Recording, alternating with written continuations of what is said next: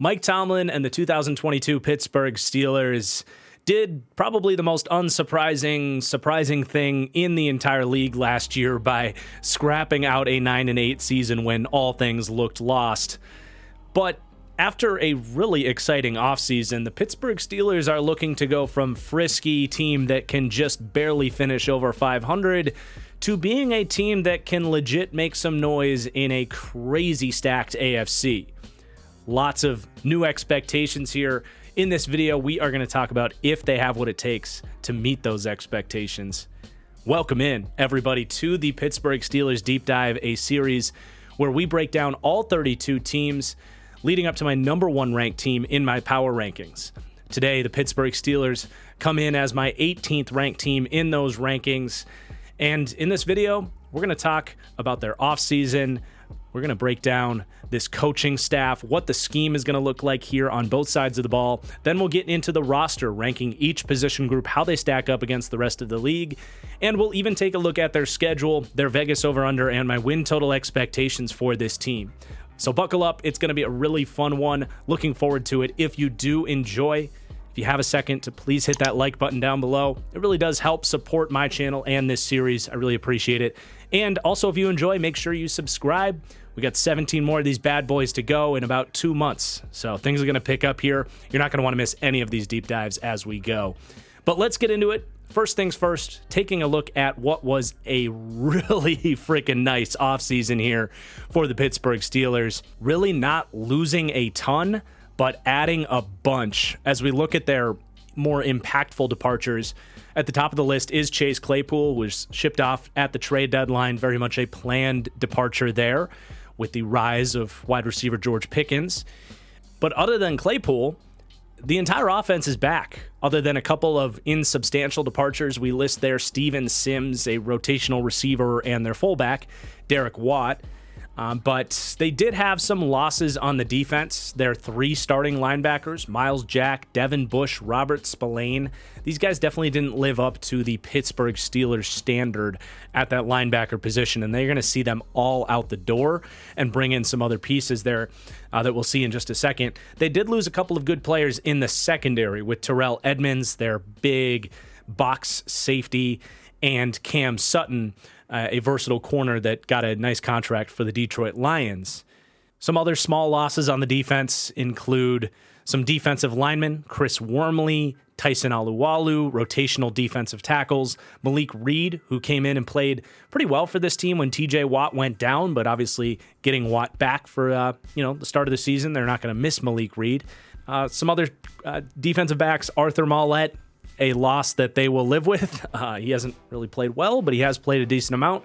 And then Akella Witherspoon, who's been pretty good when he's played, but that's been few and far between for them. So while they had some losses, you start to look at their additions and you get pretty excited. They do bring in Allen Robinson to get another starter out there to supplement the loss of Chase Claypool a little bit. They also add additional players to this offense in Darnell Washington, a rotational tight end, the freaky 6'7" basketball player and blocking specialist for the Georgia Bulldogs. Going to be fun to break him down. But first round, they go with Broderick Jones. They bring in Isaac Seumalo to improve this offensive line. And then defensively, getting aggressive where they lost some of those pieces. Round 2, they draft Keanu Benton out of Wisconsin. They bring in Marcus Golden off the edge, who's an upgrade from that loss of Malik Reed. And then at linebacker, the guys they're going with to fill the shoes of those starters that they let go, being Cole Holcomb and Landon Roberts. And then they bring in some pieces in the secondary as well. Joey Porter Jr. falls to them at the top of the second round, one of the steals of the draft for the Steelers. And then Patrick Peterson as well, who had a bounce back season at 33 years old for the Minnesota Vikings last year, is going to look good in a Steelers jersey. They had some smaller additions as well. They bring in the Herbig brothers. If any team loves having brothers on this team, it is the Pittsburgh Steelers, but Nate Herbig is actually really good offensive line depth, as if they needed any more of that. But Nick Herbig off the edge, a total Steelers pick, one of those hybrid edge pieces that they have had so much success with. And then some veteran defensive back options, Chandon Sullivan, Keanu Neal, along with an intriguing 7th-round pick in Corey Trice Jr. out of Purdue. So as you look at their positional movement recap here, I don't mean to be all rainbows and butterflies with the Pittsburgh Steelers here, but man, Omar Khan and Mike Tomlin put together a hell of an offseason here. I had to kind of press myself to make one position listed as a downgrade here, and that was safety. On paper, losing Terrell Edmonds and going with KZ and Keanu Neal, KZ was there last year, is technically a downgrade on paper, but I think KZ getting more snaps is a good thing for this team, and I think Keanu Neal can do a lot of the stuff Terrell Edmonds did. So, like, slightly downgraded at safety, maybe. Other than that, I see obvious upgrades at offensive line, tight end, getting Darnell Washington, interior defensive line. I'll trade Chris Wormley and the shell of Tyson Alualu for Keanu Benton any day of the week. On the edge, they added key depth and get TJ Watt back healthy. And then at cornerback, yeah, they lost Cam Sutton, but bringing in Joey Porter Jr. and Patrick Peterson is an upgrade in my opinion. Everything else was neutral here. Now, as we transition to talk about the coach and scheme in the next section of this video, definitely going to be a frustration from Steelers fans that coaching is staying neutral because firing Matt Canada was either the first or second most obvious coaching move that any NFL team should have made behind the Green Bay Packers firing Joe Barry, and neither organization, two organizations that are old school and a little bit afraid of change with the staff, decide to stick by their guys. We'll talk about Matt Canada and how he could hold this team back here momentarily, but I want to start by talking about Mike Tomlin. Last year was one of his biggest master classes. Now, I will start this off like they should have just started Kenny Pickett from the beginning, and that probably cost them a spot in the playoffs, but they weren't going anywhere anyway in the playoffs in the AFC. Other than that decision, which in part is Matt Canada as well as the offensive coordinator, that was a masterclass of a coaching job from Mike Tomlin last year. You lose your best defensive player in TJ Watt. You're dealing with a rookie quarterback. You had to get through the AFC last year, and they still scrap out a 9-8 season when week 6, they literally looked dead to rights like they were going to be staring in the face of a top 5 draft pick.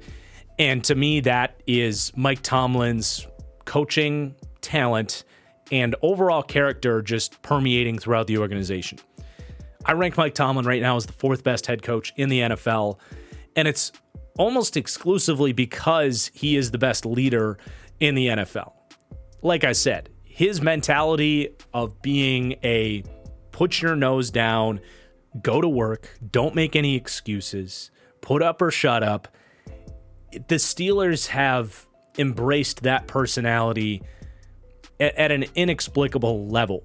And his ability to get a NFL team all on the same page to bring the level of physicality that the Pittsburgh Steelers bring week in, week out, day out at practice, it's unparalleled in the NFL. And it's, to me, the key reason why this team was able to have such a surprising season last year. So when I think of Mike Tomlin, I think of elite leadership. I think of elite culture and elite benefit of the doubt in terms of, can this team overcome adversity? I also think of a very good defensive-minded head coach. Now, it's not fully his defense, right? So as we start to look towards what the scheme is going to look like for the Steelers on the defensive side of the ball, but it really just feels like the Steelers have had the same defensive coordinator for 15 years. Dick LeBeau to Keith Butler to Terrell Austin, all under Mike Tomlin. Like, it's Blitzburgh, man. It's 3-4 attacking defense, a team that's not afraid to play press coverage, really smart with their fire zones, their disguised edge rushers that drop into coverage right into the eyes of a quarterback's hot read in the face of the blitz. It's consistently been one of the most intimidating, fast, physical defenses that somehow, for the most part, maintains discipline and structure. It's it's a thing of beauty watching the Pittsburgh Steelers play defense. Now in 2017 and 2012, it's just been so damn consistent. Granted, I say 2017 and I'm remembering they had a couple down years where the roster had fallen behind. So maybe 2017 was one of those down years, but the point still stands. This is going to be one of the most well-run, well-coached defenses in the NFL. Not only is the scheme aggressive and fun for these players to fly around and make plays, but they know exactly what types of players they need to run this scheme, whether it's going to get a Joey Porter to get a real press man corner, whether it's, okay, we can save a little money by letting Terrell Edmonds go and we'll just bring in Keanu Neal, who's probably going to have the best year he's had in a long time because we have the perfect role for him. Whether it's getting a Nick Herbig in the draft to get another hybrid edge linebacker in there, Alex Highsmith drafted as a athletic off-ball edge player. Because they've had so much continuity between the coaching staff and the scouting department, it is so easy for this team to survive injuries and, keep doing what they want to do no matter what. And I think that's really impressive. And I can't say unique, but unique for most NFL teams. Now, tier 2 for defensive coaching, towards the top of the league. Tier 1 for overall coach and culture, being that kind of benefit of the doubt ranking for the coaching staff and the culture here. Not so much respect towards Matt Canada and the offensive coaching here. Matt Canada is going to find himself alone in the 6th tier of pass game coaching and tied for the worst ranking in run game coaching. This, on film, is the most bland, predictable, uncreative offense in the league, unfortunately. Matt Canada, who came up through the college ranks, never really proven himself at the NFL level, now has really gotten too long of a leash, in my opinion. It's pretty crazy, man. It's like first down is either a generic run, a screen pass, or a quick game concept. Sticks, double slants, maybe corner strike, the most basic passing concepts you can imagine. And then you get to third down and it's also just very generic drop back passing game stuff. No pre-snap movement to help a young rookie quarterback, lack of creativity in the run game to get pin and pull involved, and different counters and traps. It's a lot of inside zone, a lot of duo. It's a stale offense. It's, like I said, incredibly predictable, and it's not that hard for opposing defenses to game plan for this.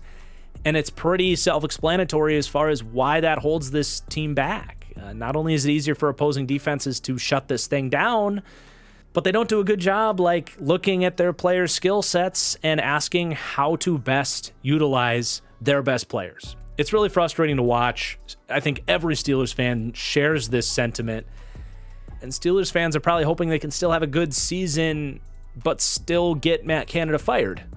And that's going to be a really thin line to walk. And until either Canada wakes up and starts doing real NFL coaching stuff, evolving his playbook and doing a lot of the stuff I've just called for, or until this Steelers team moves off of him, it's going to be difficult to see them competing in the AFC with all of these insane quarterbacks and all of these insane coaches that are doing all of that stuff that you look for from modern offensive coaches. So really the worst offensive coaching in the league, which is honestly a little bit of a knock on Mike Tomlin and the Pittsburgh Steelers as a whole for being a little bit, for being a complete black eye over what was an otherwise great offseason.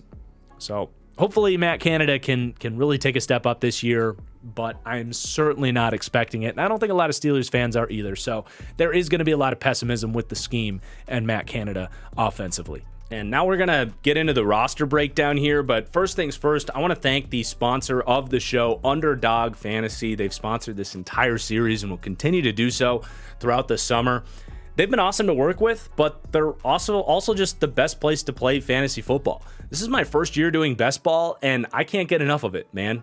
What's the best part of fantasy football? It's draft day. It's, that looking at your roster after the draft and like, wow, I did the best job ever. Well, with best ball fantasy, you can do that right now. You can take out your phone, you can draft now, and then you can do as many leagues as you want because it's draft, set it, and forget it. They will pick the best lineup for you based on your drafted team every single week. There's no waivers, there's no trades. If you do well, you'll be put into the $15 million prize pool. Yes, you heard that right. $15 million in prizes for Best Ball Mania 4 this year. You can sign up right now using promo code TFG. And if you do, they will match up to $100 on your first deposit. That's 4 free entries into Best Ball Mania 4, your chance at $15 million. You'll support my channel in the process. They also have daily pick'ems, which are amazing. 20-to-1 payouts. They have season-long pick'ems for NFL right now, where you can really put your NFL knowledge to the test. Underdog just keeps up in their game, man. I know you guys are going to love playing on Underdog, and you can support my channel in the process, signing up at Underdog Fantasy using promo code TFG.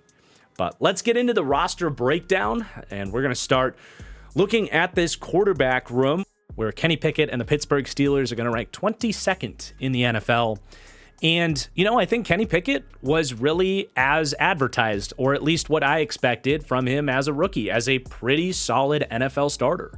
And I was one of few people that defended that pick when the Pittsburgh Steelers made it because, number one, Pickett was my number one quarterback. I did think he, like I just said, had a high floor with a good processor, solid accuracy, a guy that can use his feet to extend plays, sometimes to a fault.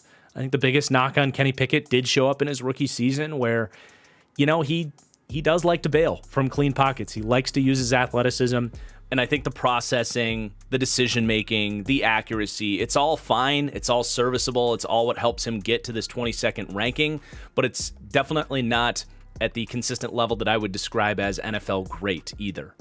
But, my thing here was the Steelers are never going to pick in the top 5.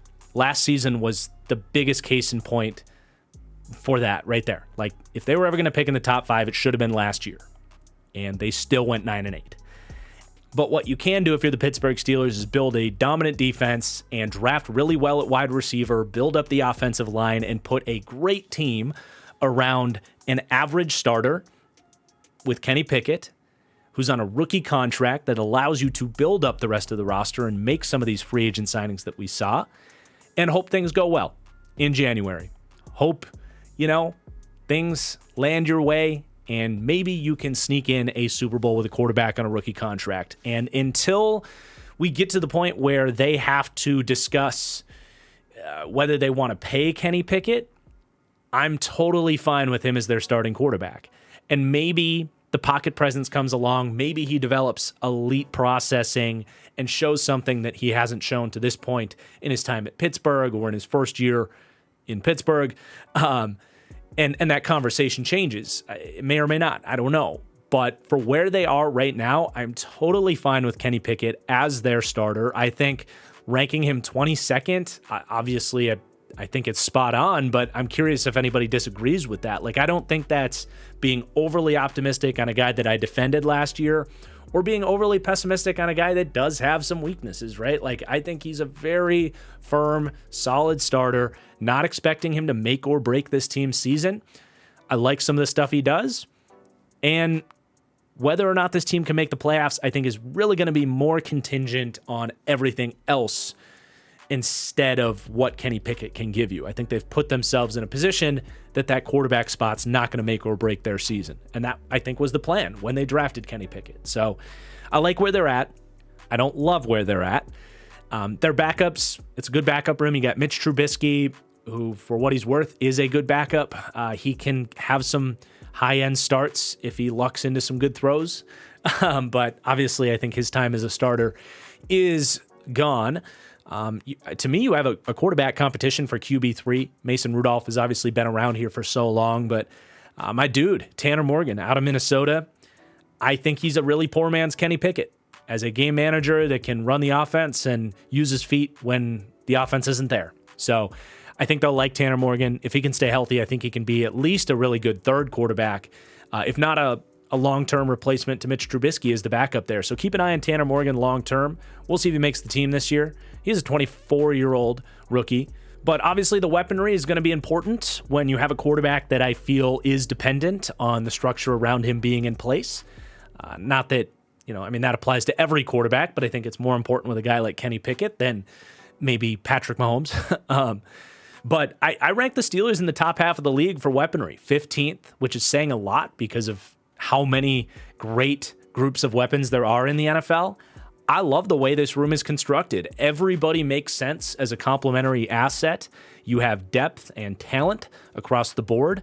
If you're not going to have a quarterback that can do absurd things, extending plays and launching the ball downfield, it's really nice to have just a bunch of different options that are going to be reliable, that are going to be open in the short to intermediate game. A lot of these guys can provide after the catch. A lot of these guys can come down with tough catches.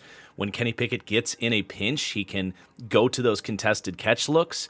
And that all starts with Deontay Johnson, who is not a perfect, complete receiver. He has a frustrating number of drops and lack of focus catches, whether that's in traffic or down the sideline. And it's frustrating because it's in him to make insane catches. Once or twice a year, he makes just absurd acrobatic catches, whether it's keeping his feet down in the sideline or mossing D-backs, one-handed catches. He's got some crazy shit on film, but it's just not always consistent there, and it's left him as kind of a number 2 in an ideal situation. He's had to be their number 1, but that's why you're so encouraged by what George Pickens has brought to the table here. But I'm not done talking about Deontay, because I do think he's one of the 10 best route runners and separators at the wide receiver position in the NFL.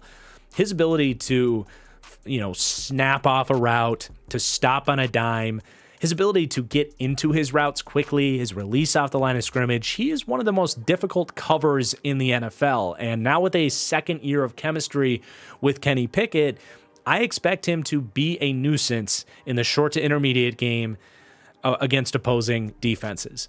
And I think he's better than he gets credit for after the catch as well.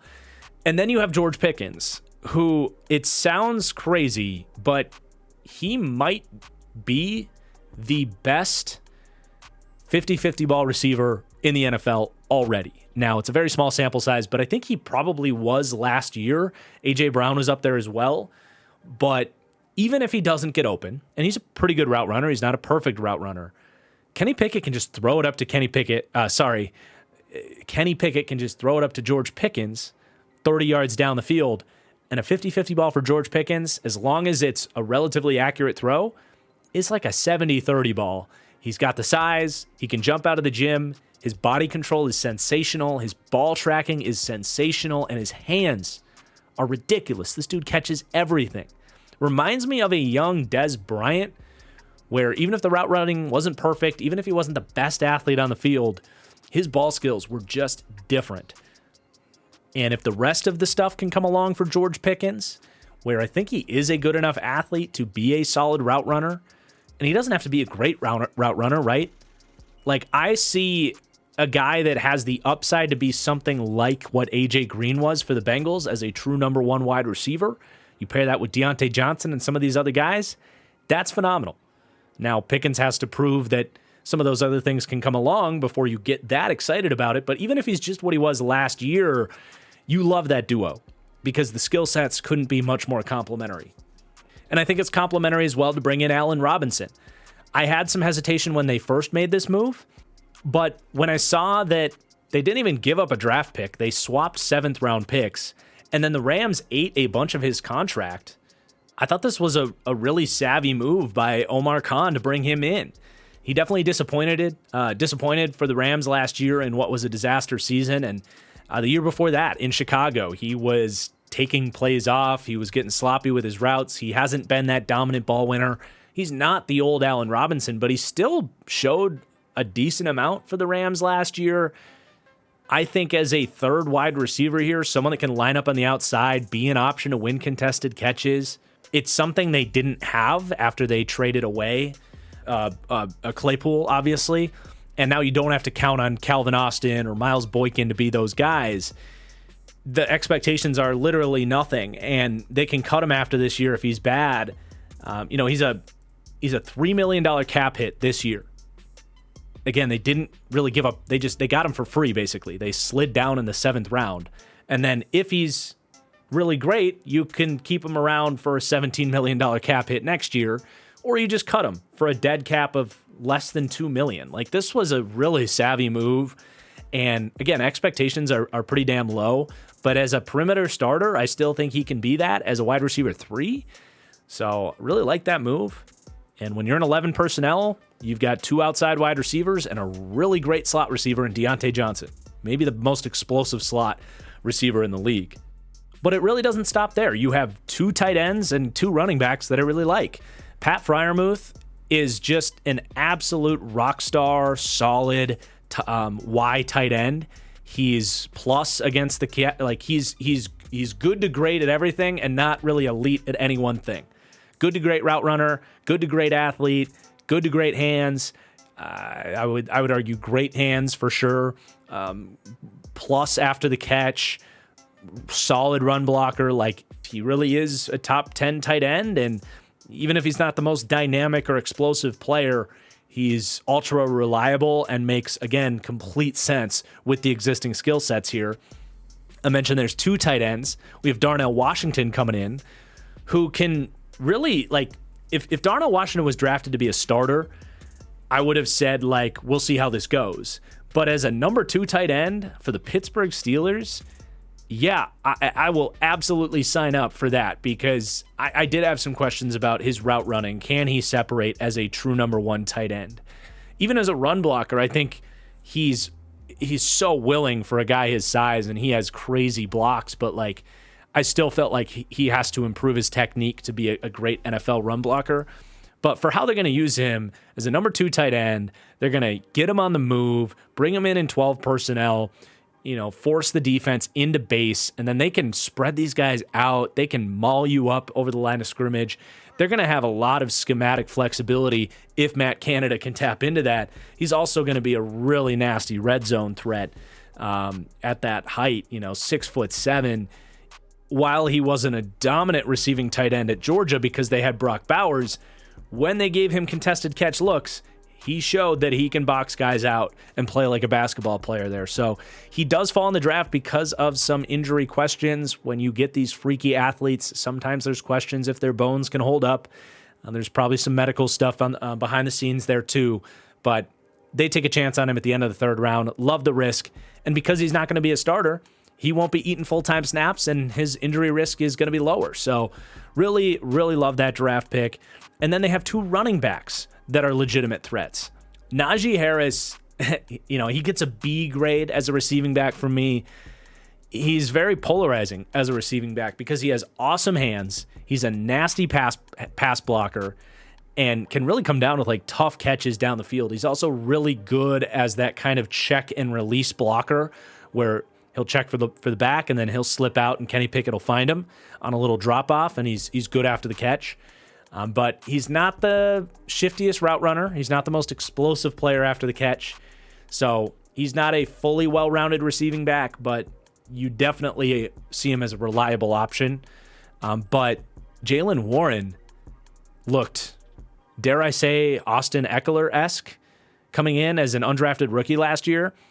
And I was really enjoying getting to go back and watch this team's film because I've defended Najee Harris, and I really want, like, during the season, I really wanted to just dismiss Jaylen Warren as a non-threat. Like, if you want to talk about fantasy football, as a non-threat to Najee Harris's touches, that it was just a flash in the pan and that Najee would go back to getting the full workload at some point. But there's a reason Jaylen Warren was out there for so many snaps, and he's going to continue to get more.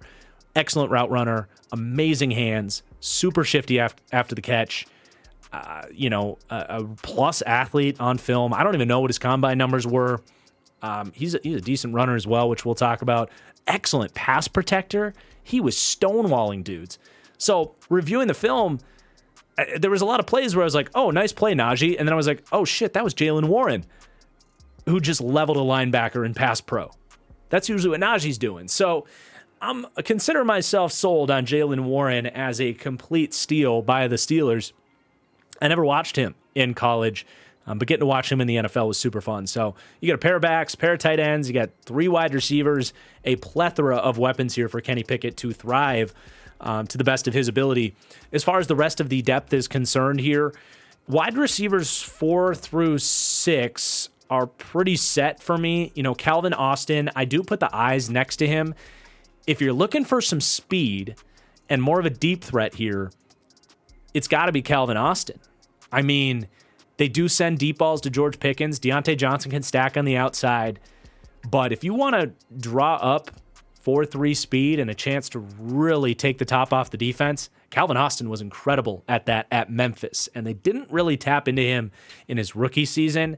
They spent a 4th-round pick on him and just never really utilized him. But I was a big fan of Austin's game. He was one of these guys that gets pegged as a slot receiver because of his height. I think he's 5'8", maybe 5'9". But that's not his skill set. His skill set was much closer to Brandon Cooks at that size, where, you know, he can release off the line of scrimmage. He can run deep. He can track the deep ball.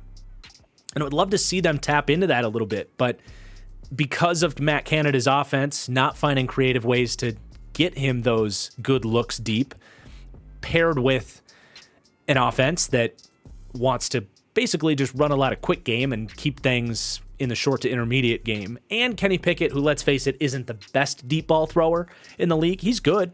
Like, I definitely think he's good enough that they could use him more. But those have been drawbacks for Calvin Austin. But if they can get him involved, I do believe in the talent. They have Miles Boykin. It's a really poor man's version of George Pickens. Boykin is a great run blocker, but just hasn't shown the ball skills. He's a great athlete with size, but just doesn't have the football skill that it takes to be a good receiver. But he's had his moments. He's fine as a wide receiver 5. Gunnar Olszewski, I think, makes this team as a backup slot to Deontay Johnson and as a return man. Beyond that, you know, people are going to want to hype up Hakeem Butler. Maybe he's had some come to Jesus moment, but I've never been a Hakeem Butler guy. I think he's just remarkably stiff. He makes spectacular catches, but his ball skills are really up and down. So I'm not a Hakeem Butler believer, but we'll see. But yeah, I mean, Cody White, Des Fitzpatrick, I think they'll keep 6 unless Hakeem Butler balls out and either he makes the team instead of like Boykin or Butler makes it as a 7th. But yeah, solid wide receiver depth. And then the tight end group, you know, Zach Gentry is another huge body. I like to think that he won't see the field a ton as long as Darnell Washington is healthy, but I do think he makes the team as a backup tight end. And then Connor Hayward is part fullback, part tight end. Look, he made some plays in the receiving game. He's a really athletic guy.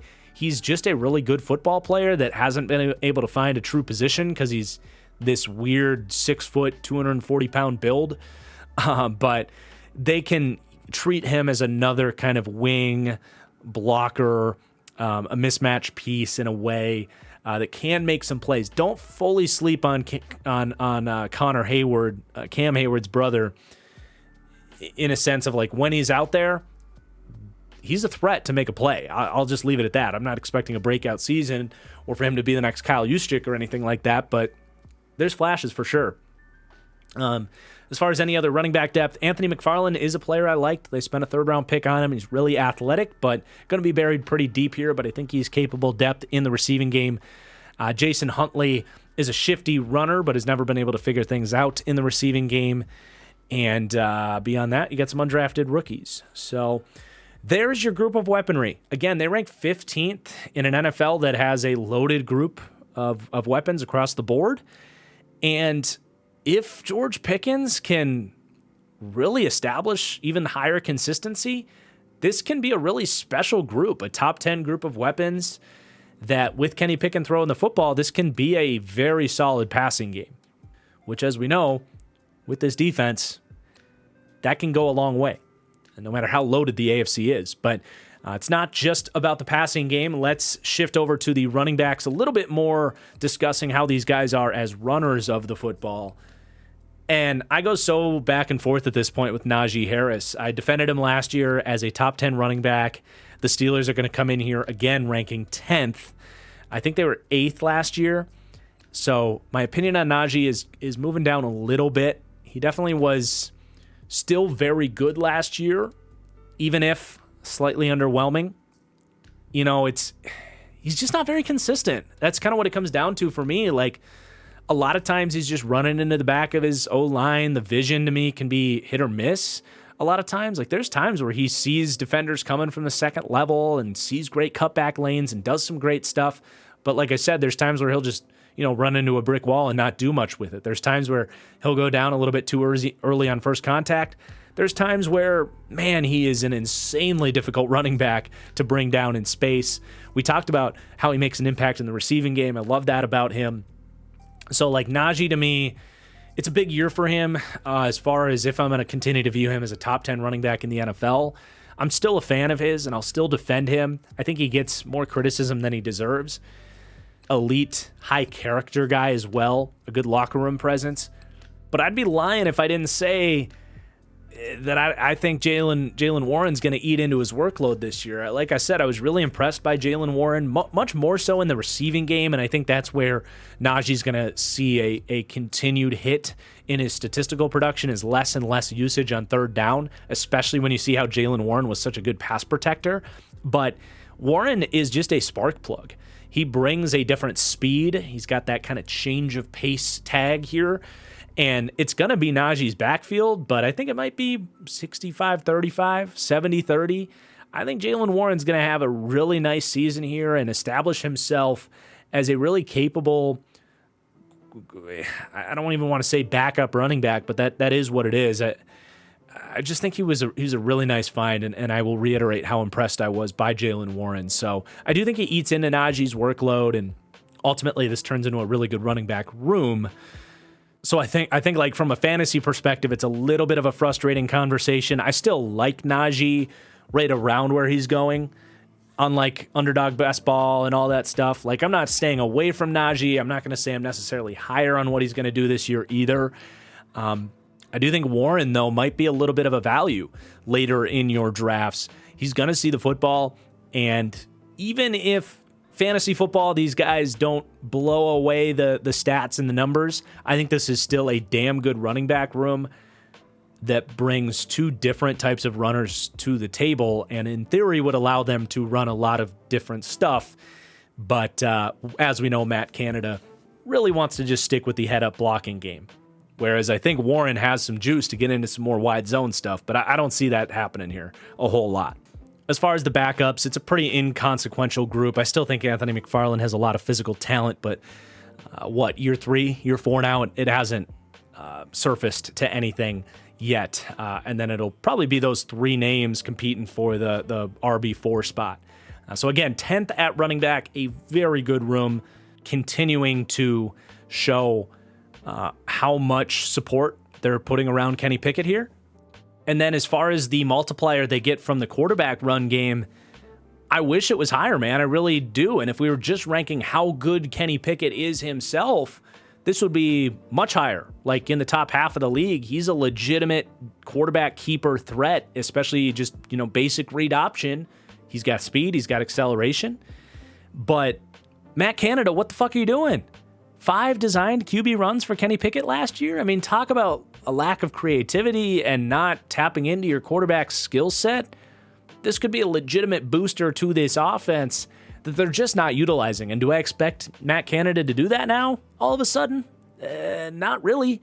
I mean, with all the Daniel Jones comps for Kenny Pickett, look at what happened when Brian Daboll let Daniel Jones be a designed quarterback threat. It opened up the entire offense. Maybe they do that here. I doubt they do. So they only rank in this massive cluster from 17th to like 29th in terms of the multiplier they get from their quarterback is a very vanilla 0.5% to the whole run game. And that's definitely frustrating because Pickett should be ranking out higher than that, but I think Matt Canada's holding him back schematically there. But then we get to the offensive line, And it's a very solid offensive line. I do wish the tackles were a little bit better, and a big part of that's going to hinge on their first-round pick, Broderick Jones, and what he can do. But overall, they still rank as a good group. 21st for overall offensive line, 18th for pass blocking, and 21st for run blocking. So let's go from left to right, and that is going to start with the rookie Broderick Jones.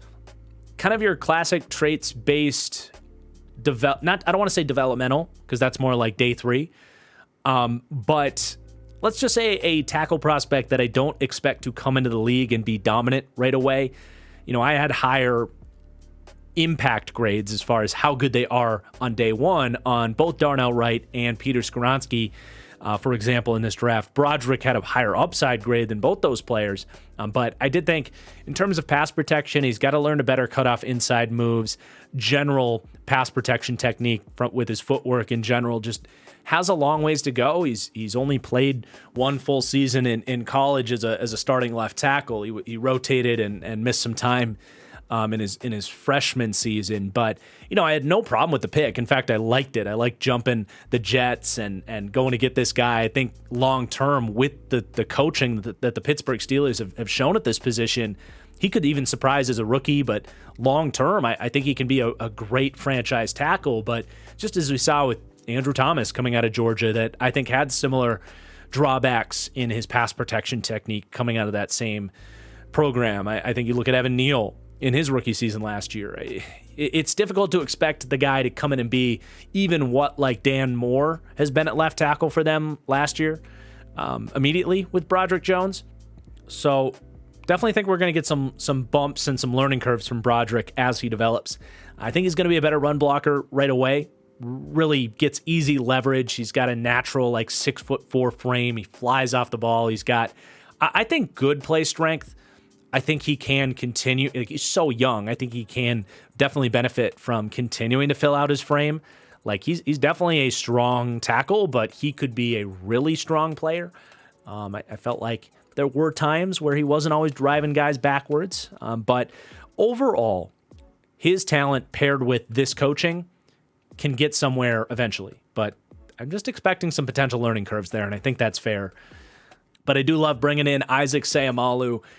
They didn't have to bring in Isaac Seumalo. They have Kevin Dotson, who's been a very sound player. But they got a quarterback on a rookie contract, and why not give him the best you can possibly give him? And bring in Isaac Seumalo, interstate here, over from Philadelphia. There's very little to say about Seumalo. He's a rock at left guard. Very difficult to get past in pass protection.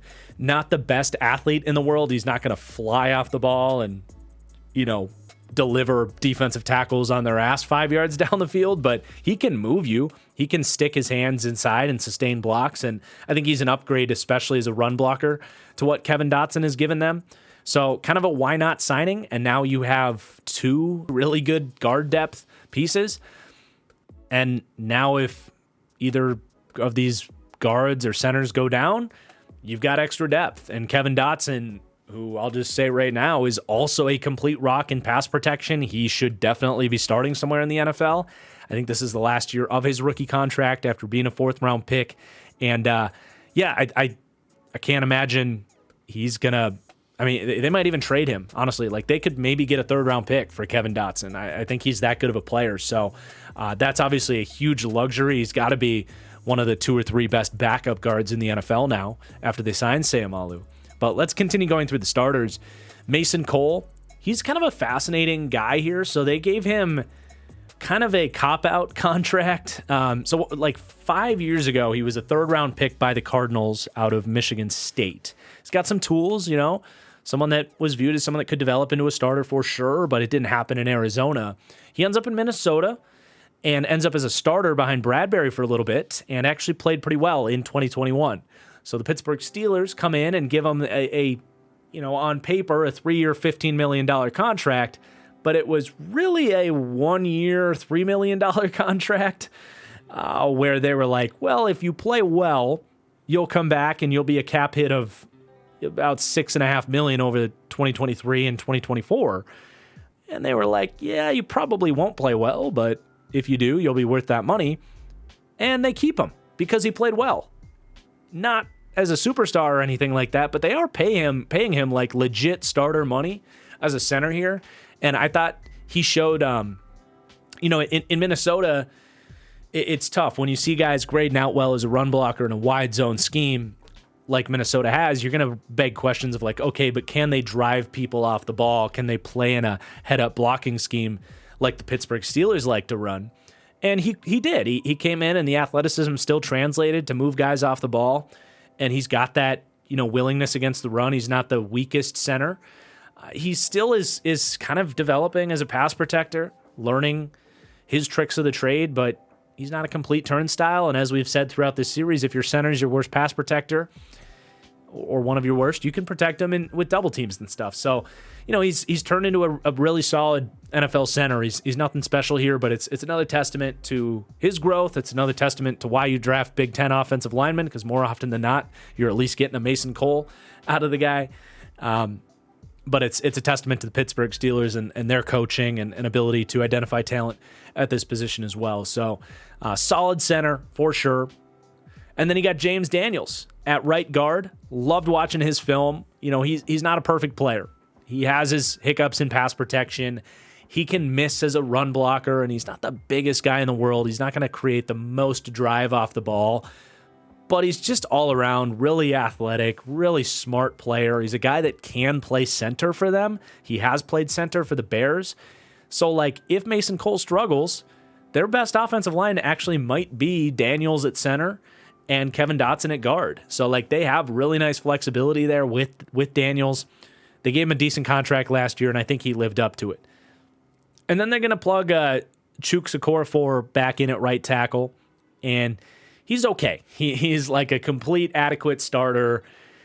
Win rate, very baseline NFL starter level. Not the best athlete, not the most sticky run blocker or anything, but they've lived with him at right tackle for years now. He makes a very nice chunk of change. He makes $10 million a year to be one of the worst true given starting tackles in the league. And I don't know. He's fine. He doesn't elevate this group, but I'm not really worried about him. So I think ranking as the 21st offensive line, again, 18th in pass blocking, 21st in run blocking, really just kind of adds up. You've got 4 solid players here. You're hoping Broderick Jones can be the first kind of star player that they can add to this group. And you've got really nice depth. They might have the best depth on the offensive line of anybody in the league, because Dan Moore has been their left tackle for 2 years, and honestly, he's turned into a decent player. I don't think they had to take Broderick Jones necessarily, but it was smart to do it because Moore is just not the best athlete to be a franchise left tackle, but as a sixth man, hell yeah, sign me up for that. We mentioned Kevin Dotson, and then they bring in Nate Herbig, who had a down year going to the Jets from Philadelphia, having to kind of play in a wide zone move blocking scheme for the New York Jets. Herbig is a mauling, giant, thick guard. He was much better in a head-up blocking scheme that Philadelphia ran, and they're going to get back to that here in Pittsburgh. So I love that signing. His brother's on the team. I think Dotson and Herbig are a better starting guard combo than a third of the teams in the league, and they're their 2 backups, so that's insane. You still got Kendrick Green here, who got completely benched, showed some flashes in his rookie season, but I think there's a little bit, going on off the field. Not that he's got, he's getting in trouble with the law or anything like that, but I do think the lack of ability to add play strength might hint to a little bit of a lesser work ethic, maybe, than the Steelers are used to seeing. His fall from grace, I think, leads more to that, or just, his instincts, whatever it is. They don't really like Kendrick Green at this point, but is a very athletic guy that they spent a 3rd-round pick on. But usually when the Pittsburgh Steelers aren't able to get development out of an offensive lineman, it's probably the offensive lineman's fault, not the Pittsburgh Steelers' fault. I'll just leave it at that. So those 4 are kind of the most noteworthy depth here. LaRaven Clark is a journeyman veteran. As a fourth offensive tackle, you could probably do worse. They also draft Spencer Anderson in the 7th round. I don't think he's guaranteed to make this team because of the interior depth that they have. I didn't get to Spencer Anderson's tape, so I can't really comment on what I saw there, but the Pittsburgh Steelers obviously have an eye for this position, so we'll see. And then Will Dunkel, I know, was a really good athlete coming out, so maybe he can be better in year 2 to make this team. But yeah, good, solid offensive line. Nothing special, but nothing really that's going to be a huge liability for this, either the passing game or the run game. I will say, I love this group of run blocking skill players. Pat Freiermuth, good, balanced, wide tight end. Darnell Washington, I think if he had to be a starting tight end, the blocking consistency is a little bit up and down, but his ability to just kind of, come from the backside and be a lead blocker and come from the wing and down block, like he can be that 6th offensive lineman is what you hear a lot of people say about him. And as he grows his technique here, he can be a great run blocker, but he'll be an impact in the run game for his blocking right away. Connor Hayward is a great lead blocker, really gets into it with that role. George Pickens will bury you as a run blocker, even if that means a third of the time he's missing and letting you slip by him. So he's a little bit of a hit or miss run blocker, whereas Deontay Johnson's actually a little bit more reliable in the run block game, but just can't stick you or move you at all. He's willing, but not consistent due to the size. But, they got a lot of different pieces that are going to help out this run game from a block perspective. But yeah, I like that group. They have more capable, willing blockers than the typical NFL team, which isn't a huge surprise for a physical Pittsburgh Steelers team. So that completes the offensive breakdown. And while I really like the diversity of playmakers, and I think Kenny Pickett is competent, they do come out as my 28th ranked offense, which is roughly around where they were last year. This really was not a good offense last year. And a lot of this just comes back to the coaching. And are they going to do enough to unlock some of these explosive playmakers deep down the field? Can they use the scheme to create extra separation and extra run after catch opportunities? Can they start getting Kenny Pickett involved in the QB run game? Like, there's so much left to be desired for a roster that is mostly average on the offensive side of the ball. Like, they're deep. They got a lot of different options. They don't have any huge weaknesses, but, you're really, other than George Pickens turning into a superstar wide receiver, there's not a lot of dynamism with this offense. And I think that holds them back. I do think they'll be a little bit more consistent than they were last year just because they have more options. But overall, 27th in the passing game, 24th in the run game. Ironically, this is the 3rd straight deep dive where I've had to make an adjustment that has led to the Carolina Panthers jumping up a spot. I think this is the 3rd straight team that is technically ranked 24th or something like that. The Denver Broncos, we had to adjust them because I learned that Devontae's injury was potentially worse than I had thought when I put the initial rankings together. And then here, as I'm doing research, and I find out that freaking Matt Canada only did 5 designed runs for Kenny Pickett, I had to drop down that QB run multiplier a little bit. And when these guys are all so tight, the Steelers now come in 24th, and the Panthers, congrats Panthers fans, you now rank as the 23rd best run game. So, as I've said, as I do research throughout the summer, these rankings are subject to slide up and down a little bit. I will publish my final rankings on my Patreon when the series is said and done. If you want to sign up there, support the channel, and get access to that when that rolls around. But, 28th offensively is obviously going to create some question marks on if this team can compete in the AFC. Do I think they can finish higher than that? Yeah, absolutely. I think Kenny Pickett can be a little bit better. Maybe Matt Canada can open up a little bit. And I definitely think that Pickens showed the flashes that this can be a much more special wide receiver group. But for them to come in 19th, obviously this defense is going to have to do a lot of heavy lifting for one of the 5 to 10 worst offenses in the NFL if this team's going to be a playoff team. But we've seen that before with these Pittsburgh Steelers, and I don't think it's crazy. So let's go through the roster, and then we'll reveal where the Steelers ultimately rank for their overall defense. Let's start with the defensive line, where they rank 3rd in defensive pass rush. This is a truly special group, and they rank 10th in D-line run defense. Not quite as good in that phase, but still top 10. Very good. Got to start with TJ Watt. I'm guilty of like dismissing him sometimes. We were talking about Max Crosby with the Raiders, and I didn't even mention TJ Watt as one of the 4 elite tier 1 edge rushers ahead of Max Crosby. But that is where TJ Watt belongs. He's got the full package. He's got more power than you might think he's not undersized, but he's a smaller edge, but he can really get inside your pads and drive you back. But where he really wins the most is just with that threat of speed and probably the best bend in the entire NFL at that edge position. And he's able to win that edge so consistently because of the threat, as I mentioned, of a little bit of power, but also an immense amount of inside counters, whether that's spins or swipe moves to win the inside.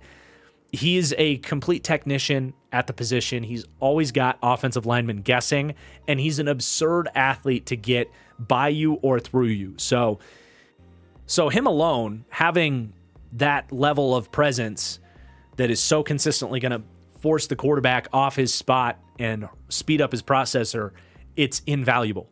There's only a couple assets like TJ Watt around the league. He won Defensive Player of the Year in 2021 for a reason. He's a big reason why this team can overcome having a rather lackluster offense. But what's crazy is it's not just him. You've got, opposite of him, I think one of the most underrated players in the National Football League. I can proudly say I tweeted at the end of June, I tweeted that Alex Highsmith might be the best player in the NFL that nobody talks about, that he was going to be a big contract that comes in around 4 years, somewhere between $64 and $70 million, and everybody cries overpay, but Pittsburgh Steelers fans know that Alex Highsmith is that dude. And boom, it just happened 2 days ago. He got 4 years, $68 million, very serious money for Alex Highsmith. Not quite like TJ Watt or what like Nick Bosa and Micah Parsons are going to get, but as one of the premium number 2 rushers in the league, it's him. I mean, there's a small list of guys that are a team's number 2 that are as good as Alex Highsmith. And what's crazy is he is a baby version of TJ Watt. All of the ways that we said TJ Watt wins, Alex Highsmith does the same. Alex Highsmith, similarly, is an absurd athlete. Both these guys can drop into coverage on a defense that loves to run, cover 3 fire blitzes where you're dropping one of these guys into coverage. They can both move like a real off-ball linebacker, and they're both smart to like manipulate the quarterback's eyes. So that's another thing that's like hard to take into account here with my grading system because it's so unique. But we haven't even mentioned these guys being really instinctive run defenders that consistently splash into the backfield with enough play strength to hold their gap. Naturally, both are a little bit lighter for edge rushers, so they're not elite run defenders. I think Watt's a great one, and Alex Highsmith's a really good one. But the fact that you say that about them, given their size, is really impressive. I mean, is there an edge duo better than these two? Maybe Lawrence and Parsons? Maybe I'm forgetting someone. I mean, Garrett and Zadarius Smith, certainly. But definitely got to say these guys are one of the special 3 edge duos in the league. The only thing I'm bummed about is that I don't think I can really use Alex Highsmith on my top 10 breakouts players list when I get to that, because he just got that big contract. If you weren't aware of who Alex Highsmith was, I think it's fair to say you are now, and he had his breakout last year when he had 13 sacks and a bunch of pressures. So big fan of those guys, but it does not stop there, which is really scary for opposing offensive lines. Cameron Hayward still got it. I think he's 34 years old now, but they really had to count on him when TJ Watt went down, and it obviously wasn't as good as having TJ Watt, but he held his own and helped this team, keep their season afloat by playing great defense up front. He's an amazing two-way, typically 3 technique for the Pittsburgh Steelers. They'll move him around to like a 4-eye. Sometimes they'll even play 5 tech. I think he can even hold up from the nose if they asked him to, but not quite as effective because he is only 295 pounds. But I don't know if I've seen, other than Aaron Donald, I guess, I don't know if I've seen a defensive tackle under 300 pounds that's such a brick shithouse in terms of play strength. Like, he plays like a 320-pound defensive tackle, but it comes with added quickness because he's only 295. And that shows up as a pass rusher. It shows up in his ability to defend wide zone, where he can run with these moving waves on the offensive line. Just an absolute complete superstar, still doing it at a very high level. He's been the complete model of consistency going back to 2017. This is 6 straight years. These are his pressure numbers: 63, 59, 60, 64, 61, 58. Double-digit sacks in every single one of those seasons except for 2020. And is there really any reason to believe that at 34 years old that's going to slow down? I don't know. I mean, age comes for everybody. It's going to happen eventually, but I don't know that that's going to be this year with these guys around him. So still expecting big things from Hayward. I do list both Keanu Benton and Ogunjobi as starters here. The Steelers are a team that's not afraid to get into base 3-4 fronts in a league where that's dying. They draft Keanu Benton in the second round, and I think for the most part, they're going to try him out at nose. I'm not going to lie, I'm actually a little bit skeptical about that. I know he was praised for his run defense coming out of Wisconsin, and I'd be the last person to question, especially, Keanu Benton's tape is good. I'd be the last person to question if a Big Ten defensive tackle in the second round is going to come in and defend the run. But as far as playing nose tackle, I felt like his tape against double teams was actually bad, to be honest. So I do have some concerns in that phase for Keanu Benton, but that's really it. I mean, I definitely had him as a second-round prospect. I see him as a guy as a 3 technique that is excellent at shedding at the point of attack. That's where those classic Big Ten defensive tackle traits really shine through. But what's really special about him is he can rush the passer. He's got really quick feet for a big guy. He's got a lot of power in his upper half to bull rush you. But he can win with different finesse attacks as a pass rusher too. So coming to the Pittsburgh Steelers, who have a great eye for this position, I think Keanu Benton can become something, I think, close to what like Stephon Tuitt was for them. And Tuitt was always a little bit more of that 3 tech as well, which ultimately I see Benton as more of that player, not someone that's going to dominate as a nose. But if they're asking him to maybe put on 10 pounds, maybe that changes how he can, play as a nose tackle. And maybe they can coach up a little bit more of the dead leg double team technique and how to play that a little bit better. So I'm definitely not betting against Keanu Benton, but if they're going to take what he was at Wisconsin and ask him to hold up as a nose, in the same way that like Chris Wormley could or Tyson Alualu could, I have some reservations on how well that's going to work. But overall, very optimistic about his future for the Steelers and his ability to be a solid impact in both phases right away. And then you got Larry Ogunjobi, who had an interesting 365 days. He got that huge contract from the Chicago Bears to be their big 3 technique and pass rushing defensive tackle. Failed his physical, but ended up coming here to the Pittsburgh Steelers and barely missed any time. Ended up having a really solid season and getting a nice contract extension with the Steelers. I think him making it with some of those injury red flags was a big reason they took guys like Corey Trice and Darnell Washington in the draft, kind of changing their tone a little bit with injury risk because they saw some returns on Larry Ogunjobi last year. But he ends up getting his money. He didn't get quite what Chicago wanted to pay him, but 3 years, almost $30 million. It's a very nice contract to be a starting 3 technique for them. And I expect him to do the same. I think he's a little bit better as a pass rusher where he's really lightning quick off the ball. He's got violent hands, and he's just a handful for a lot of interior guys to deal with. His run defense is a lot more splashy where, like I said, he's more of a gap shooter. He doesn't necessarily play with a ton of discipline or he's not always going to do your classic gap control defensive tackle plays. He's much more of a guy that wants to blow up the run, make splash plays in the backfield, but that still matters. That still counts for something. And it's not like he's getting driven way back off the ball. This isn't Jerry Tillery or Javon Kinlaw we're talking about here as a disruptive defensive tackle. So This is a guy that the Bears wanted to pay to be their number one pass rusher, and he's going to be their fourth. That's an insane luxury for this team. Rounding out, again, one of the best defensive lines in the NFL. Third pass rush in the league. They've got some solid depth as well. Marcus Golden as a third edge. Arizona could have brought him back and he would have been their best edge rusher. And he's going to be their third here. A guy that can come in off the bench if you need him in a pinch. A well-rounded veteran presence. Not going to complain about that. Love the Nick Herbig signing. This is so familiar to when this team drafted Alex Highsmith out of Charlotte in the third round. I do think Highsmith's a better athlete, more fluid, more bend. But Herbig has insane lightning quick feet. He's a super instinctive rusher.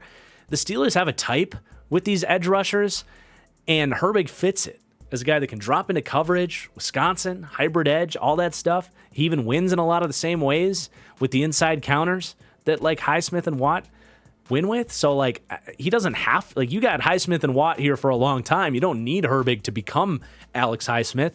But if one of those guys goes down, you've got someone that can do a lot of the similar stuff. So, that just comes back to everything we said about the team culture and the defensive coaching and all of it. This team knows what they want to do, and I think Herbig was a big part of that.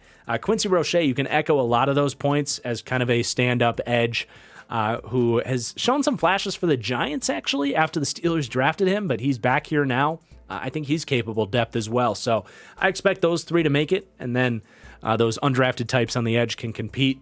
As far as the interior depth is concerned, I'm less optimistic. Now, granted, we already showed 3 starters up there, so in a way, Benton is depth, so that's good. But Montravius Adams, probably their first man in. Low-end veteran presence, balanced in both phases, but nothing I'm excited about. DeMarvin Leal is the one guy I kind of got my eye on here. Second-round pick. Played a lot of edge at Texas A&M. Once upon a time was in top 10 mock drafts. He just doesn't have the physical tools to make that seem realistic at this point in time. But still a cool, hybrid defensive end that is trying to convert to more of an interior defensive line position here for the Steelers. He plays that sort of, he'll play 5-tech on base 3-4 looks. He can slide in and play 3-tech. So I do think with another year of development with this team, he's someone to keep an eye on, but that growth needs to come. He really didn't play well last year. They bring in Armin Watts. The Bears and the Steelers have a similar eye for those penetrating 3-techs. Armin Watts played 1 million snaps for the Bears.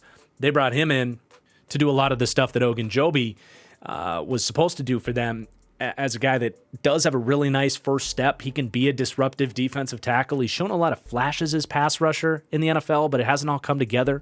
I like that signing as depth for the Steelers, but pretty redundant with a lot of their existing pieces. I don't know how much he's going to play. They got Isaiah Loudermilk, who I think, as long as DeMarvin Leal can play better, I don't know if Loudermilk even makes the team. He's very similarly a hybrid defensive end type. And then Jonathan Marshall, like I said, they've got a type. He's a penetrating 3-tech type who has shown flashes in very small spurts. Him and Armin Watts were very similar prospects coming out of Arkansas. So they kind of know what they want as a guy that can just line up in between the guard and the center, or in between the guard and the tackle, and just shoot the gap, be disruptive, and that's really all they need when they're going to scheme everything else up around them. They got some other names as well, all competing for interior D-line depth. But, this starting group is really special. That third-ranked pass rush is right there with the elite pass rushes in the NFL and is a key reason for the very high defensive ranking that we will reveal in a little bit. But a key reason why this team does rank 18th, despite having a pretty low-ranked offense there with the 28th ranked offense. And you can bet your ass that nobody's looking forward to having to block the Pittsburgh Steelers. And they're going to give them a chance to win every single week because they aren't just going to help keep the score down, but they're going to help create turnovers. And this team capitalizes on turnovers about as well as anybody. But let's get to the linebackers. And, let's cut to the chase. They don't rank very well in linebacker coverage. They rank 31st, but it's not like an egregious spot. They're very close even to my 24th ranked linebacker coverage unit. But the reason they are lower here is because they do have a pretty massive liability in linebacker coverage that is inevitably going to be out there on coverage plays, and that is Landon Roberts. Now, they are obviously overturning this linebacker room. They let their 3 starters from last year go, Miles Jack, Robert Spillane, and Devin Bush, and they're going really with 3 new players that are going to be essentially linebackers for this team. Cole Holcomb was their bigger signing. We'll talk more about him momentarily. But they bring in a Landon Roberts, and Keanu Neal is a safety. But what I'm expecting, because they signed a Landon Roberts, who's a really good thumping, run-defending, stack and shed linebacker, but an egregious cover player, I think their 2 edge rushers we just talked about are better athletes in space to drop into coverage than a Landon Roberts, but Roberts will be asked at times to defend the middle of the field in coverage, and that's why they get that 31st ranking in linebacker coverage. But throughout a Landon Roberts' career, everywhere he's gone, they've protected him by bringing in a safety on those more critical passing downs that is much more capable of picking up tight ends and running backs in coverage, and that to me is what Keanu Neal is going to do here. And I'm actually really optimistic that he can have a good year for the Steelers. I'm not predicting a breakout year or anything like that, but I think he's more than just a random street free agent pickup that's just safety depth. I really think he's going to be someone that plays 300 plus snaps as essentially a linebacker for the Pittsburgh Steelers. So part of that as well is just a projection for how I think they should use Roberts and Keanu Neal, and that also dings the linebacker coverage a little bit. If I knew for sure that they had a perfect balance of player usage here, I probably wouldn't be ranking them quite as low in linebacker coverage, but I did want to just explain that a little bit. They do rank 16th in linebacker run defense. I discussed how Landon Roberts is going to be a major asset as a run defender. He's like 245 pounds, loves that part of the game, really is a good signing for linebacker run defense. But we haven't even really talked about their number 1 linebacker yet, and that's Cole Holcomb. And I like this signing. I can't say a ton. I like it a lot, I guess, if that makes sense. I think he's going to be a really solid starter, at least for them. He does kind of feel like a Pittsburgh Steeler. He's a coach's son. I don't want to call him a throwback linebacker, but he's just really smart, and I think is going to be slightly better than those 3 guys that they had last year between Jack, Bush, and Spillane. So, they give him a decent-sized contract, starter money for sure. I think if nothing else, he's going to be a really solid starter that Steelers fans don't really have to think that much about.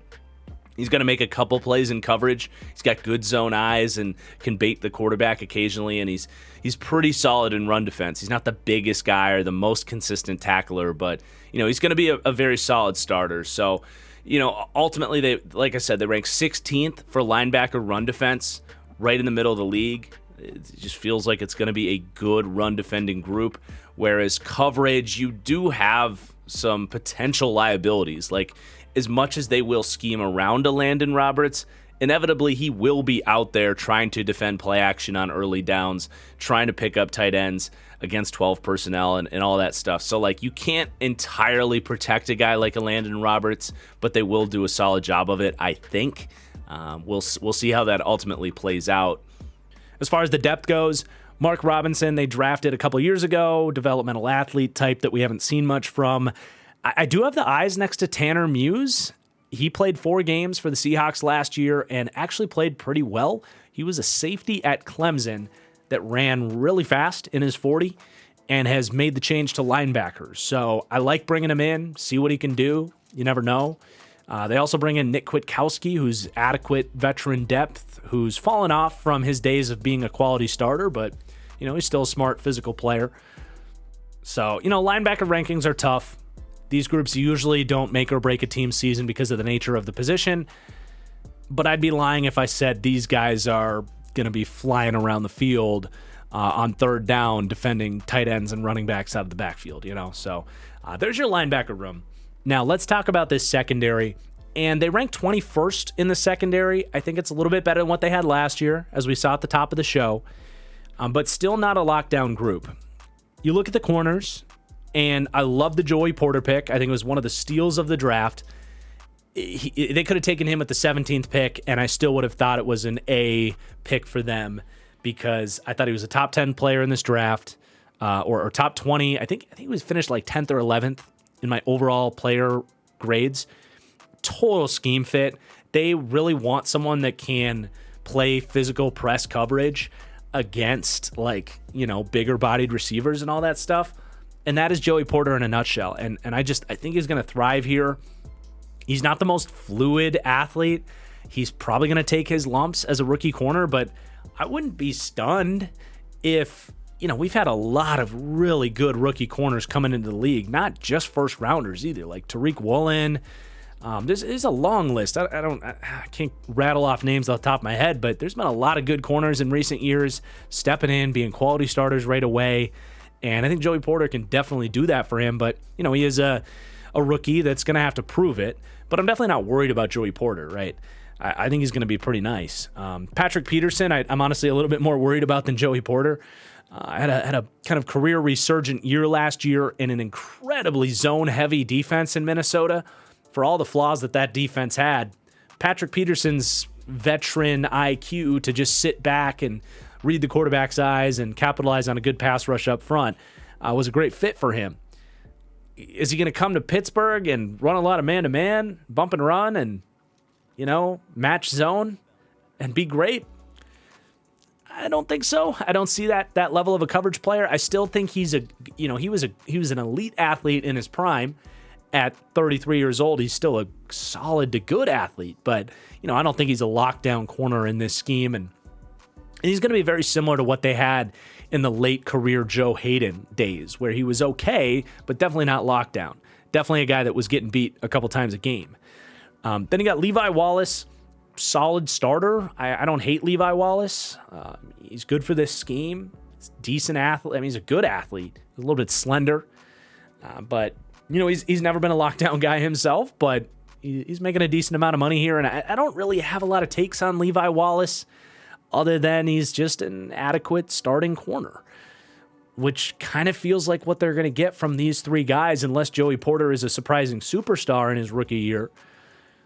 Your cornerback depth is pretty good too. You know, you got James Pierre, who's maybe a tick down from Levi Wallace, a guy that started a lot of games for this team. They're happy that he is now depth and not someone they have to count on. But yeah, if he has to step in, you can expect him to probably lose a couple routes throughout the game, but mostly a solid to good corner. Shannon Sullivan, man, I really hope they don't make him their starting slot. We'll see how that plays out, because he is the one guy of these four that has a lot of experience playing from the slot. Something to keep an eye on. You know, I thought when the Minnesota Vikings made him their starting slot last year, they were signing up for really a liability there in the slot, and I worry that the Steelers might do that. But he is experienced as a fifth defensive back, someone that can play a little bit of safety, strong safety, slot corner, dime corner. I don't hate him, but if they do make him a starter and maybe put Levi Wallace more on the bench, I would have some questions about that decision. We'll see how that plays out. They also draft Corey Trice in the 7th round. He reportedly falls for injury concerns, but man, I had a 3rd-round grade on him. Shades of Richard Sherman there at Purdue. Really good, you know, nose for the ball, great ball skills, insane north and south athleticism.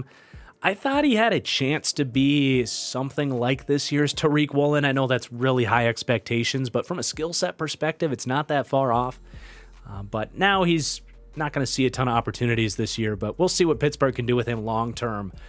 They also got one of my favorites from many drafts ago, Duke Dawson, as kind of a special teaming thumper.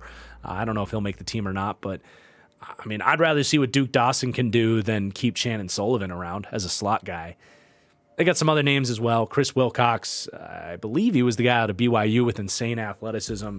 Hasn't done anything yet. But yeah, a lot of depth in this cornerback room. They're in better shape than they've been for a few years in the cornerback spot, in my opinion, even though they don't have any lockdown options out there. These guys will be getting beat, but with the pass rush in front of them, you just take guys that are pretty technically sound and can do their job 90% of the time. That can be more than good enough. But then you get to the safety group, and you do have one elite player back there in Minkah Fitzpatrick. And, I think I'm there with Minkah. I've been really impressed getting through the film for this Steelers deep dive. And I don't know if the last year I just wasn't watching the right Minkah Fitzpatrick games. I'm sure Steelers fans will tell me that's the case. But from my perspective and what I've seen, I think he took another step up last year. Really, that perfect balance of aggressiveness and conservative with that free safety position, knowing when to trigger, when to make plays, when to not trigger, when it is necessary for him to stay deeper than the deepest. He's got insane range. He is a lightning quick coming downfield. Among the, guys we consider to be elite safeties, he is the most explosive athlete of them. And that shows up in his range and his ability to make plays. He's so consistently getting his hands on balls and getting interceptions. He's also improved his run defense consistency. Honestly, that's been a knock on him from me, is sometimes he takes bad angles. Sometimes he's missed tackles. Cleaned up a lot of that stuff last year, honestly, which helps out. So I'm much more there. Really over the last couple of months, I've arrived with Minkah at least tied for the best safety in the NFL. And certainly if you want to rank him as the best safety, I think I'm ready to get behind that. So him back there is really special. And I mentioned a little bit earlier, they used him, I felt like, more on buzz zones than they ever had. And that helps him be more instinctive.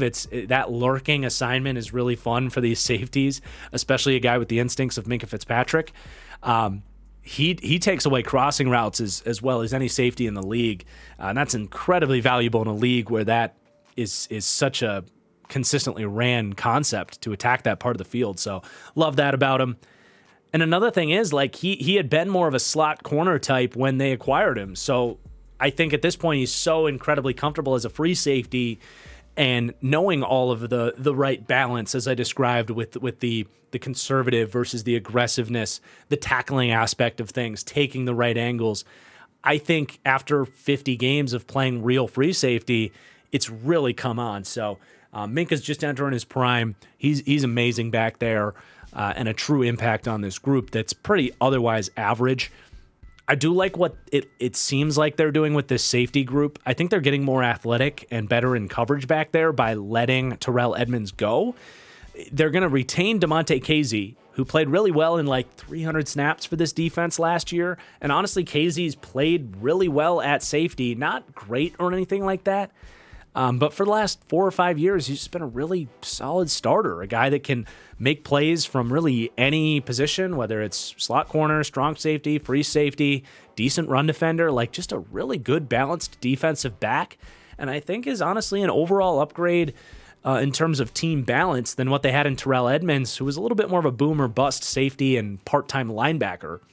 But by letting him go, they're able to bring in a guy like Keanu Neal, who in this role as a dime linebacker, dime safety, play a lot of the Terrell Edmunds stuff, I think he can do a very similar job that Edmunds did. So I know we said they downgraded at safety on paper because Edmunds is a good player. And they lose a little bit of that consistent physical presence that Edmunds brought down in the box. But I do think from a coverage perspective, there's a chance that this works out for the better, especially now if they're using Keanu Neal to help out that linebacker group a lot more, whereas last year, they did have 3 real starters back there that were kind of struggling. And I do think going with what could be more of a dime linebacker starting role for Keanu Neal, where he's almost a rotational starter with a Landon Roberts, could really be effective for this defense, where Neal comes in and thrives as a dime linebacker and isn't held as a liability as a safety, and you're protecting a Landon Roberts for what he doesn't do well. And that is a big upgrade, in my opinion, between, that's a great example of using guys at their best skill sets at the right time. Last year, a lot more 2 linebacker defenses, a lot more counting on Miles Jack and Devin Bush and Robert Spillane to just cover the middle of the field, well, they don't necessarily have to do that. They can have Minka and Keanu Neal really help out in that part of the field. So I think they have a good plan here that even though on paper it might not look as good, I think the execution could actually be a little bit better there and continue to make this defense even better. The safety depth is not my favorite. Trey Norwood, I was never a fan of him coming out, and he has shown a lot of the same issues that he did at Oklahoma, where I was really underwhelmed by his coverage. Did not have a draftable grade on him. Was really surprised they took him. Killebrew is that similar kind of dime linebacker. Elijah Riley, a special teamer. I guess keep an eye on Kenny Robinson because I don't like those other safeties. Robinson was a guy that was kicked out of West Virginia, but a talented safety. Made some plays in the first go around with the XFL, and I don't know. It hasn't happened for him yet. Probably won't, but he's got an opportunity maybe here. But that wraps up the secondary. Again, 21st in DB coverage. They'd rank a lot lower than that without Minka because it's really just a balanced committee approach with the secondary. With Minka probably elevating this group 3 or 4 ranking spots than if they just had even a stud safety. But to have that elite playmaker back there it's a difference maker. It really is. They are tier 4 for DB run support, which is fine. Like, I'm not worried about it, but I do think that was a little bit of a trade-off they're making. DeMonte Casey is more slot corner than he is strong safety, and he's definitely more free safety than he is strong safety. They're making that trade-off. They're not going to have necessarily Edmonds out there all the time to help from the box. Going to put a little bit more pressure on those linebackers in run defense. But again, that's why they, go with a Landon Roberts, who's going to be out there in those situations to hopefully, balance things out. So I like some of the schematic and personnel moves that they're making to address a part of the field that was a weakness for them, which was that short to intermediate coverage. Ultimately, to wrap up this defense, we've been hinting at this, but very nice rankings for the Pittsburgh Steelers. I have them ranked as the 4th best defense in the NFL this year, and that is how you can rank as the 18th best overall team when they come out as the 28th best offense. I have them 7th in pass defense, 8th in run defense, so balanced in both phases there. They're well coached. They're mostly deep. How can you not love this Pittsburgh Steelers defense? And they're going to win a lot of games, 21-20, 20-17, 17-16. It's kind of their formula. It's what they've accepted here. You hope that they can make some improvements offensively to maybe be the 24th best offense when all is said and done. But obviously this defense is going to steal the show and try to put the fear of God in people, and that's going to be what they're counting on to be their trump card to try and compete in this crazy AFC. I haven't mentioned their special teams. They rank as a good special teams in Tier 3, which is ranked 11th through 17th. They've still got Chris Boswell still kicking, pun intended. They're usually very good with their kick coverage unit. So, I think they don't have anything special about their special teams, but not expecting it to be a problem, and just kind of league average there. To recap their overall strengths and weaknesses as we tie a ribbon on all of this, they're kind of like the Carolina Panthers, where they don't have a lot of true strengths. Obviously, their defense is just a massive strength as a whole, but that's mostly derived from defensive coaching and pass rush. Like, their linebackers are not a huge, dominating factor. Their secondary is not a dominating factor. I'm not really worried about them because they're balanced and going to be well coached, and they'll scheme around the weaknesses of the linebackers and the corners as we've described. But as far as listing their strengths, it's really pass rush and great coaching that ultimately leads to the 4th overall defense.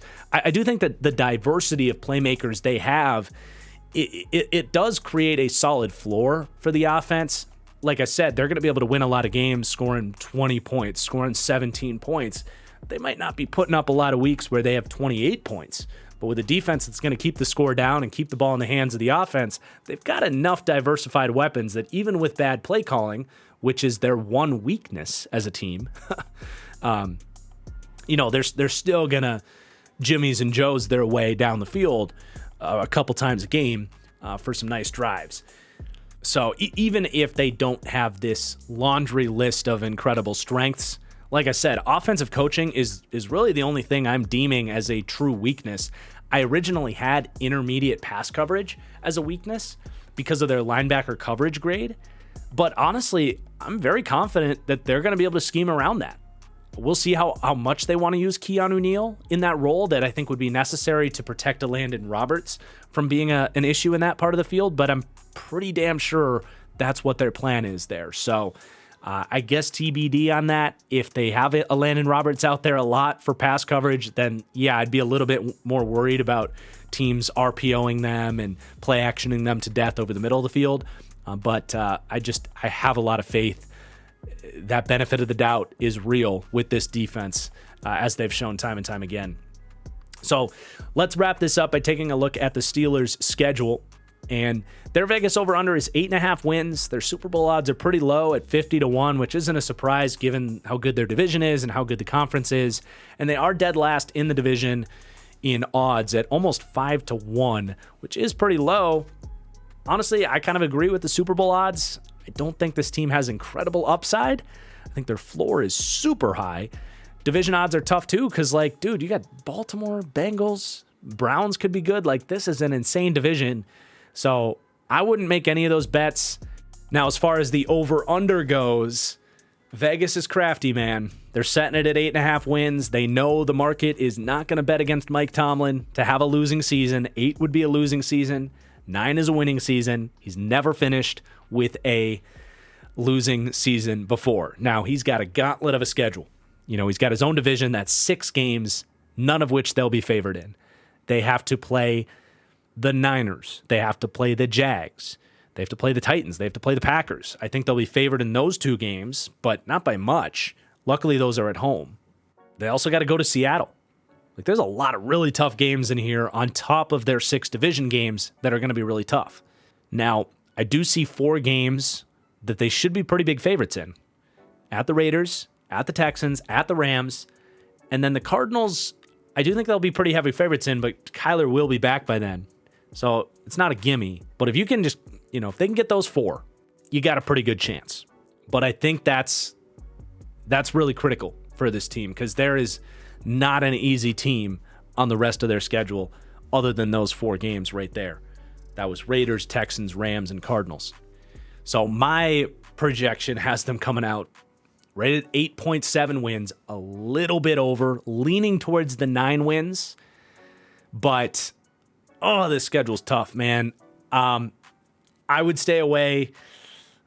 If you want to bet on it, though, definitely bet the over. I would just say that. Bet on Mike Tomlin to scrap out a couple upsets and get to 9 wins. I think 10 is probably their ceiling. Like, I think this is a floor of 8 wins and a ceiling of 10 wins. Like, this team is going to be right in that mix. If they were an NFC team, these guys would be viewed so much in a better light. But they're not. That's the reality here. They have, let's see, the 12th ranked quarterback in this conference. 7 teams make the playoffs. So, you know how important quarterback play is. It's just going to be tough. They're going to have to thread a very thin needle. Wouldn't bet against the Steelers to do it. We said that about them last year too. They're a better version of that team, but the conference is better too. So there's your Steelers breakdown. I really hope you guys enjoyed. Drop your comments down below where you think I went right, where you think I went wrong. If I missed anything, if I was wrong about any details or information, just let me know. What you guys tell me in these comments is often very good information for me to have that I might have missed on, whether it's an injury or a depth chart move or a player gaining weight in a good way or whatever. I appreciate all that stuff. So let me know. Please do hit that like button if you enjoyed. Really appreciate that as well. Make sure you're subscribed, and we'll see you in a few days for our next deep dive. Peace out.